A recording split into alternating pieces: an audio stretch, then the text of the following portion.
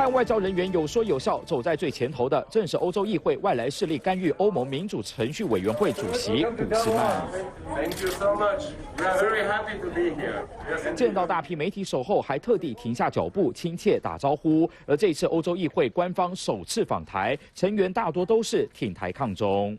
除了法国籍主席古斯曼曾被中国列为报复性对象之外，捷克籍的葛瑞若也支持台欧签订双边投资协定。施伊德也曾发动支持台立两国深化发展，而7位欧洲议员也都是第一次访问台湾。愿意跟我们对话交朋友的，我觉得我们都欢迎啊。代表团可以说是近年来台湾参访非常有意义也非常特别的一个团。 欧洲议员率团访问，正是为了要向台湾取经，如何防范假讯息。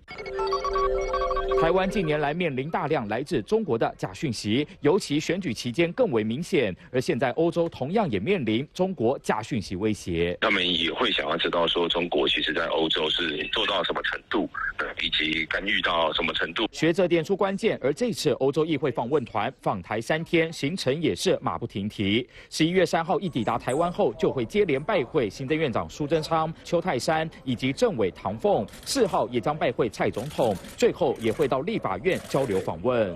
外交部长吴钊燮欧洲行还没落幕，现在欧洲议会访问团紧接来台。尽管中国官方也表达抗议，违背一中原则，但访问团依旧毫无畏惧。这除了意味着台欧关系大跃进，意义重大，更看出民主盟友关系越来越紧密。